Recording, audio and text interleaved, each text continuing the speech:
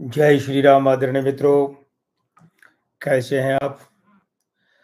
मैं लक्ष्मीपुत्र डॉक्टर कुमार गणेश, अंक ज्योतिषी और अंग ज्योतिषी, जयपुर राजस्थान से आप सभी का हार्दिक स्वागत करता हूं, अभिनंदन करता हूं और वंदन करता हूं। मित्रों, आज का कार्यक्रम लेकर आपकी सेवा में उपस्थित है और आपके लिए आज फिर हम एक विशिष्ट विषय पर बात करने आए हैं। वैसे देखा जाए तो ये बात जो कल हमने विषय लिया था, कल जो बात की थी, उसी का थोड़ा सा विस्तार है। कल के कार्यक्रम के बाद में आप मित्रों के जो सुझाव मिले हैं उसके आधार पर यह आज का विषय चुना है।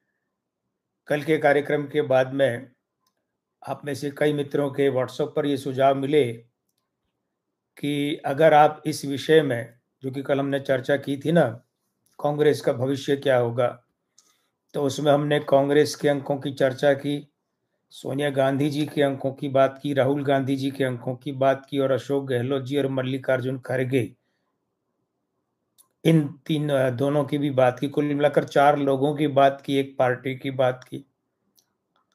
तो हमें आप में से कई मित्रों का सुझाव मिला, हमने उस सुझाव पर क्रियान्वयन किया है और आज आपके सामने ये कार्यक्रम इस विषय पर लेकर उपस्थित है। मित्रों, आगे बढ़े उससे पहले हम आपको ये बताते चलें कि देखिए, अगर अभी भी आपने हमारा ये चैनल सब्सक्राइब नहीं किया है तो कर लीजिए, क्योंकि आपको पता ही है इस चैनल की व्यवस्थाओं के अनुसार अगर आपने चैनल सब्सक्राइब कर रखा है तभी आप यहाँ अपनी टिप्पणियां रख पाएंगे, अपनी बात कर पाएंगे, अपनी राय भी दे पाएंगे। मनोज बिरला जी, जय श्री राम, हार्दिक स्वागत है आपका। तो आदरणीय मित्रों, आगे बढ़ने से पहले श्री गुरु पूर्णिमा की आप सभी को हार्दिक शुभकामनाएं। वैसे तो देखिए, दिन में लगभग 4 बजे के आसपास तिथि में तो गुरु पूर्णिमा निकल गई, लेकिन दिन के रूप में संपूर्ण दिन को हम मान रहे हैं। न्यूमेरोलॉजिस्ट मानवेंद्र जी, जय श्री राम, हार्दिक स्वागत है आपका। एक और बात जो आपको याद दिलानी है कि कहीं आप भूल नहीं जाएं, और वो बात ये है कि हर महीने के अंतिम रविवार को हम आपके प्रश्नों के निःशुल्क उत्तर देंगे। निःशुल्क मार्गदर्शन का प्रावधान रखा है, तो उसमें भी आपको आना ही है और प्रतिदिन यहाँ भी आइए। 9 बजे से हम अपनी बात शुरू करते हैं। मित्रों, आगे बढ़ने से पहले हम आपसे ये भी कह दें कि आज का विषय लंबा चौड़ा विस्तार नहीं मांगता है, इसलिए हम इसे 1 घंटे तक नहीं लेंगे। हमारा प्रयास रहेगा कि लगभग आधे घंटे में इस बात को समेट लिया जाए, क्योंकि विषय के अनुरूप ही उसकी बात रखने की लंबाई हम तय करते हैं। इसीलिए हम हमेशा बजे से कितने बजे तक ये हम नहीं लिखते हैं। हमारा कल का विषय था कि क्या है कांग्रेस का भविष्य, कांग्रेस पार्टी का भविष्य क्या है। तो सारा लाइव जिन लोगों ने देखा, जो हमारे साथ थे या बाद में भी जिन्होंने वीडियो देखा और उनके सुझाव मिले कि भाई थोड़ा सा आप ये भी देख लीजिए, सोनिया गांधी, राहुल गांधी, मल्लिकार्जुन खड़गे और अशोक गहलोत के साथ कि क्या भूपेश बघेल ये बन सकते हैं इसके राष्ट्रीय अध्यक्ष कांग्रेस के। जान तो गए ना भूपेश बघेल कौन, जो 2018 से 23 तक जब छत्तीसगढ़ में कांग्रेस की सरकार रही तो मुख्यमंत्री थे।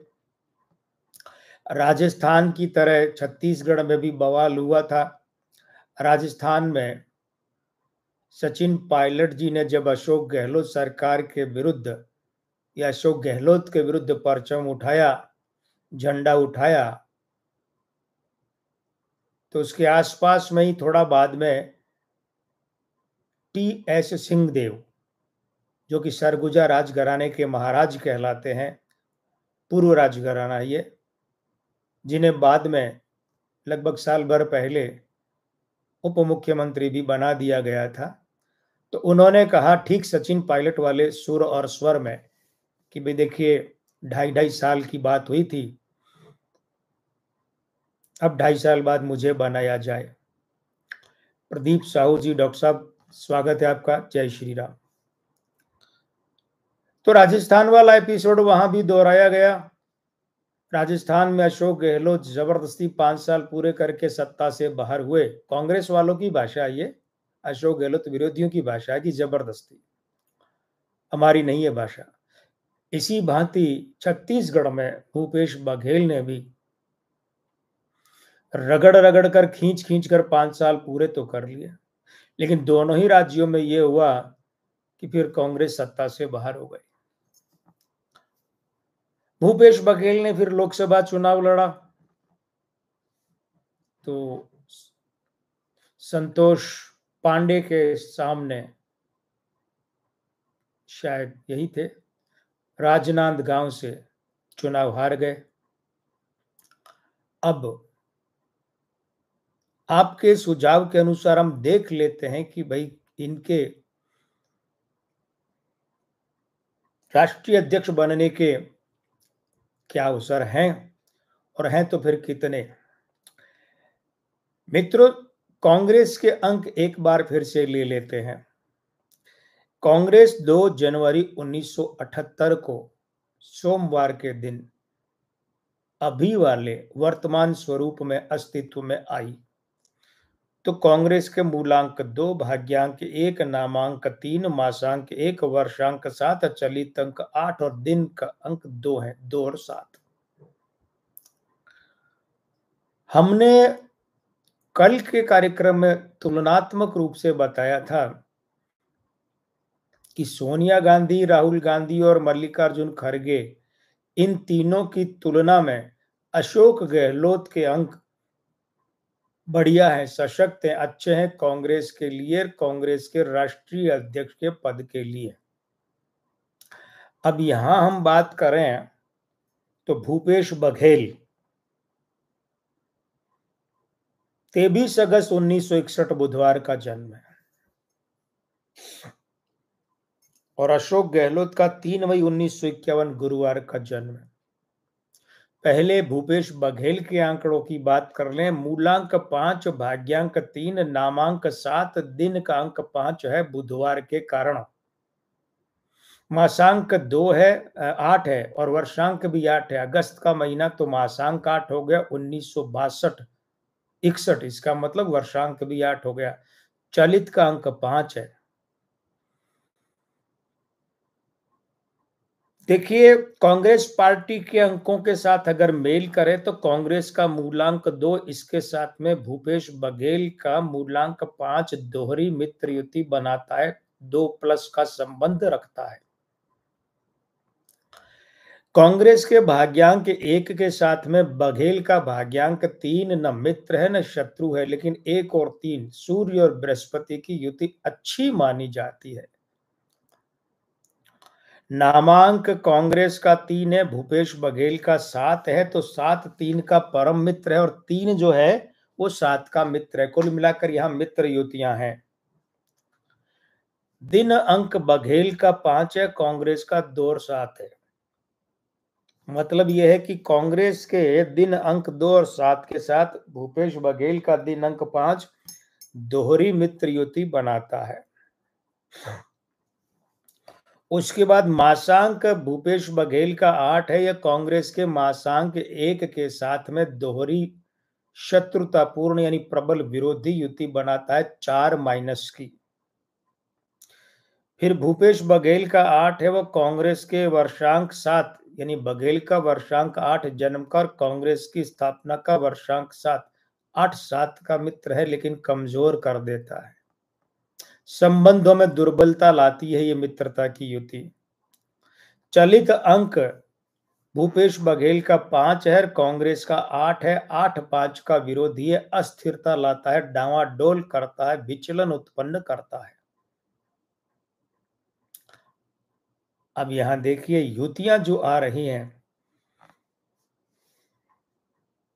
भूपेश बघेल के पक्ष में, वे मित्र युतियां कम है। साथ ही साथ ये भी देखें कि भूपेश बघेल का खुद का मूलांक 5, इनके भाग्यांक 3 का घोर विरोधी है और 3 इनके 5 का मित्र है।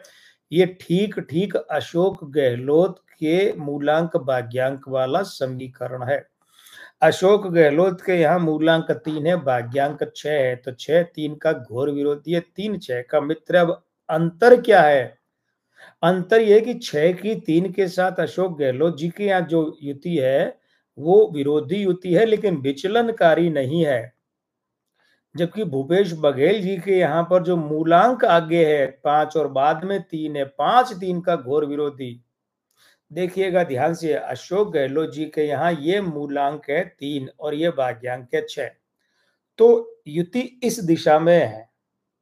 ठीक है, भूपेश बघेल जी के यहाँ पर मूलांक 5 भाग्यांक 3, तो विरोधी युति इस दिशा में आगे, ये तो खत्म हो रही है और शुक्र की है। लेकिन ये 5-3 का घोर विरोधी विस्तारात्मक आगे नाम बढ़ रहा है, लंबा जा रहा है। अशोक गहलोत का नाम तो इधर खत्म हो रहा है क्योंकि ये इधर आ रही है, जन्मांक इधर खत्म हो रहे हैं, ये इधर जा, ये विस्तार है। और 5-3 का विरोधी है घोर विरोधी, तो 5-3 के घोर विरोध के समीकरण में यहाँ डावाडोलपन, विचलन बढ़ जाता है, विचलन बढ़ जाता है। विचलन का एक अच्छा ये भी होता है कि भूपेश बघेल रायपुर से दिल्ली चले जाएं। ये ऐसे भी हो सकता है कि कांग्रेस आलाकमान ये कहे कि भाई चलिए आप लोकसभा तो हार गए, हम आपको राज्यसभा में ले आते हैं, तो ये भी विचलन हुआ, अच्छा हुआ, रायपुर से दिल्ली पहुंच जाएंगे। लेकिन एक विचलन और भी है, वो भी अच्छा हो सकता है कि ये रायपुर से दिल्ली राष्ट्रीय अध्यक्ष बनकर चले जाएं, वो भी अच्छा विचलन है। लेकिन ये विचलन अच्छा है कि बुरा, ये निर्णय कौन करेगा? ये निर्णय ये है कि इनका जो दिन का अंक 5 है वो फिर मूलांक 5 की तरह भाग्यांक 3 के साथ घोर विरोधी युति बनाता है। इसका मतलब ये विचलन तो बहुत ज्यादा हो गया। अब ये विचलन बहुत ज्यादा हो गया तो बहुत ज्यादा अच्छा है कि बुरा, अभी ये निर्णय तो नहीं हुआ है। ये निर्णय कर रहे हैं भूपेश बघेल के जन्म के मासांक और वर्षांक। भूपेश बघेल के जन्म के मासांक और वर्षांक की बात करें तो दोनों ही अंक 8 हैं। और ये अच्छा एक बात और है, भूपेश बघेल के जन्म का जो चलित अंक है वो भी 5 है, वो भी इनके भाग्यांक 3 के साथ घोर विरोधी विचलनकारी युति बनाता है। तो भाग्यांक 3 के साथ में मूलांक 5, दिन का अंक 5, चलित अंक 5, ये तीनों 5 मिलकर 3 गुना 2 माइनस 2 माइनस 2 माइनस 6 माइनस विरोधी युति बनाते हैं। और वो इन तीनों 5 के साथ में 1 प्लस 1 प्लस 1 प्लस, यानी 3 प्लस और 6 माइनस घटाएंगे तो कितना बचेगा? 3 माइनस। अब देखिए क्या है, भूपेश बघेल के यहां पर जैसा हमने कहा मासांक जन्म का 8 है और वर्षांक भी 8 है। ये अंक दोहरा 8, मूलांक 5, दिन का अंक 5 और चलित अंक 5, तीनों के साथ में इस दिशा में विरोधी युति बनाते हैं। तो 6 माइनस ये हो गए, 2 8 है ना, 2 8 इधर, 2 माइनस 2 माइनस 2 माइनस, तो 6 माइनस ये हो गए, 3 माइनस वो 3 और 5 वाले हो गए, 6 और 3 9 माइनस हो गए। और प्लस के नाम पर क्या है? शुभ के नाम पर क्या है? शुभ के नाम पर यह है कि ये इनका जो भाग्यांक 3 है वो नामांक 7 के साथ में 1 प्लस बनाता है और 7 3 के साथ 2 प्लस बनाता है। तो 3 प्लस निकाल दीजिए 9 माइनस में से, तो अभी भी 6 माइनस बचे। और वर्षांक 8 नामांक 7 के साथ मित्र युति बनाता है, 2 है, मासांक 8 और वर्षांक 8 दोनों 7 के साथ, तो 2 प्लस तो गिने जाएंगे, तो 6 माइनस में से 2 प्लस और घटाइए, अभी भी 4 माइनस है। लेकिन हमने ये भी कहा कि 8 की 7 के साथ में ये जो 2 8 की युति है 7 के साथ, ये संबंध कमजोर करती है साथी नेताओं के साथ। क्योंकि 7 का अंक स्त्री अंक है, ये 7 का अंक साथ का अंक है, वो संबंध कमजोर होते हैं, तो इनके लिए लॉबिंग कमजोर पड़ जाएगी राष्ट्रीय अध्यक्ष बनने के लिए, क्योंकि साथी राजनेताओं का उतना समर्थन या साथ नहीं मिलेगा। भूपेश बघेल के लिए ये समस्या रहेगी। तो अब आप देखिए, कुल मिलाकर सारे अंक जो हैं वो हो गए 4 माइनस, ऊपर से 2 8 की एक 7 के साथ में ये युति ये संबंधों को दोहरा पतला करती है, दोहरा कमजोर करती है। अब आप सोचिए ऐसे में कैसे चलेगा। अशोक गहलोत जी के यहाँ आ जाए, बघेल साहब के बाद में मूलांक 3, भाग्यांक 6, नामांक 9, मासांक 5, वर्षांक 7, चलित अंक 6। ये हम कल विस्तार से बात कर चुके हैं अशोक गहलोत जी के अंकों की। अब जरा हम तुलना कर दें कि भूपेश बघेल जी के अंक और अशोक गहलोत साहब के अंक आपस में कैसे हैं। तो देखिए, भूपेश बघेल का मूलांक 5 अशोक गहलोत के मूलांक 3 के साथ घोर विरोधी युति में और 3 इसके साथ प्लस में है। यानी अशोक गहलोत का मूलांक तो भूपेश बघेल के मूलांक का प्लस है, 1 प्लस पर, वो इसका 2 माइनस है। तो ये 3 का अंतर हो गया, 3 अंक आगे हो गए अशोक गहलोत यहाँ पर, 2 माइनस वाले और 1 प्लस वाला। अब यहां देखिए, यानी भूपेश बघेल 3 प्लस लाएंगे तो अशोक गहलोत के बराबर आ पाएंगे। अब भूपेश बघेल का भाग्यांक 3 अशोक गहलोत के भाग्यांक 6 का मित्र है, लेकिन 6 उसका घोर विरोधी है। तो जो 3 और 5 में हिसाब बन रहा था अशोक गहलोत के फेवर में, उनके पक्ष में, वो यहाँ भाग्यांक में भूपेश बघेल के पक्ष में चला गया, हिसाब बराबर हो गया। उसके बाद नामांक बघेल जी का 7 है और अशोक गहलोत जी का नामांक 9 है। यहाँ 9 7 का विरोधी है, 9 भारी पड़ता है 7 पर। तो अब 1 प्लस की बाजी जो है वो अशोक गहलोत के हाथ में नामांक के आधार पर।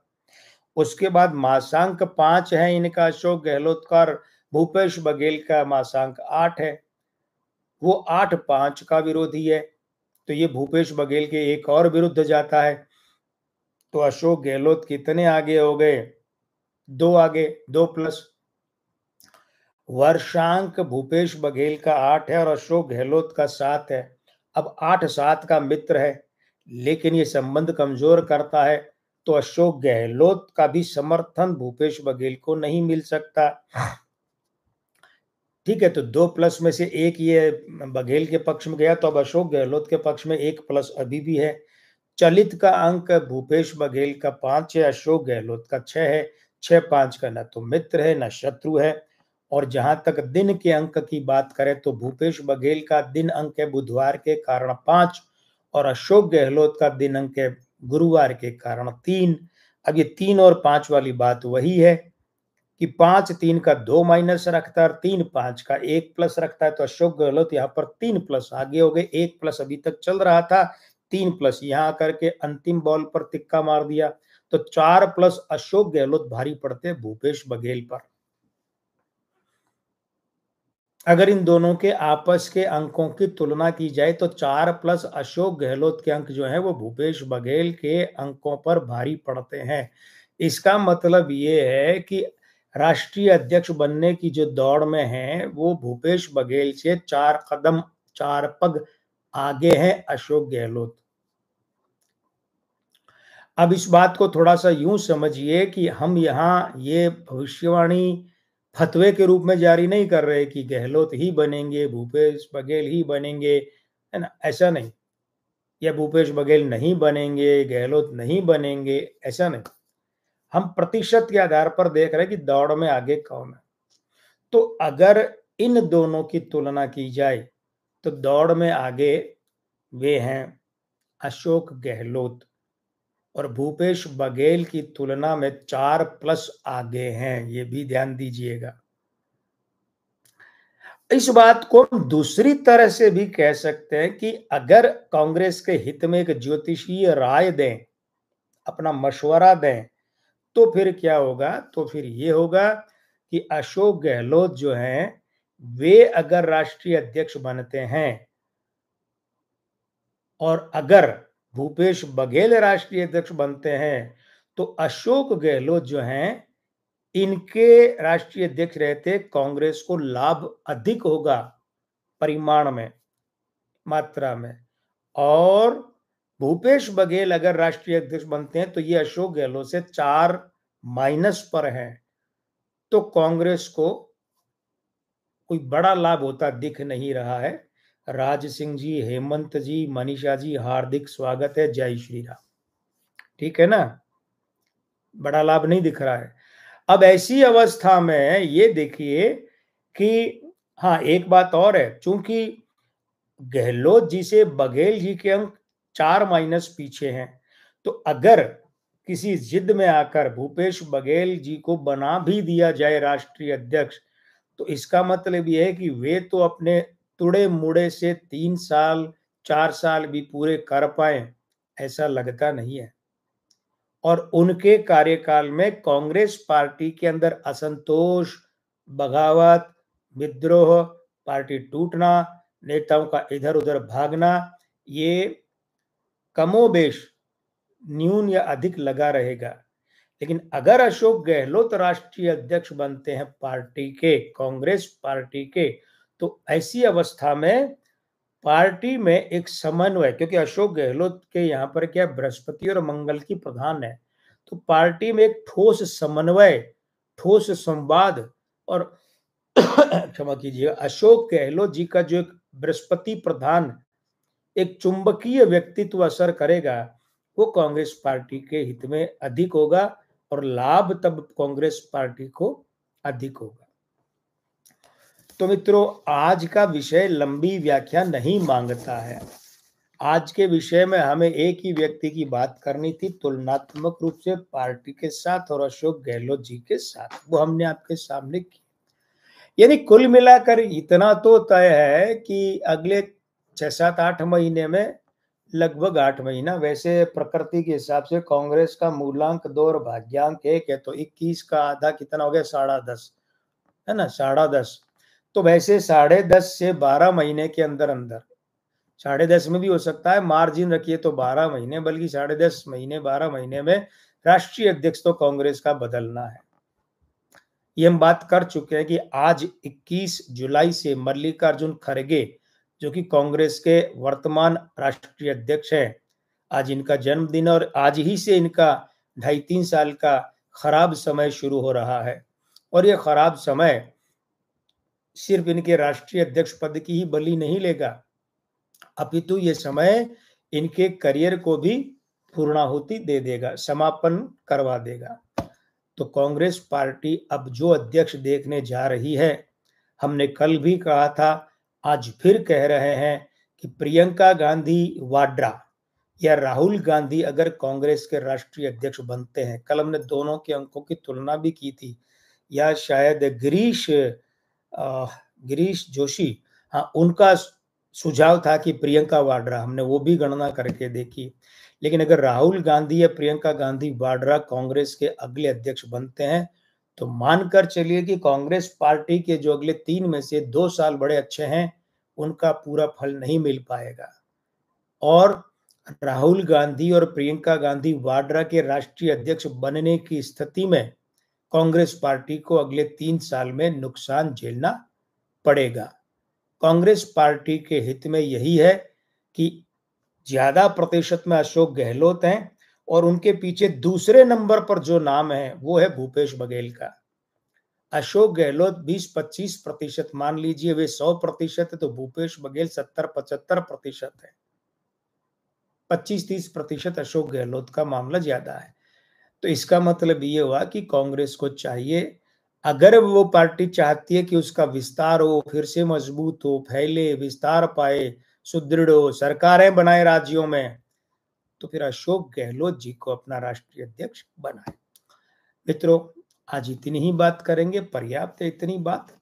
कल फिर मिलेंगे रात को 9 बजे। लेकिन आपको याद है ना कि अगर अभी भी आपने हमारा यह चैनल सब्सक्राइब नहीं किया है तो कर लीजिए।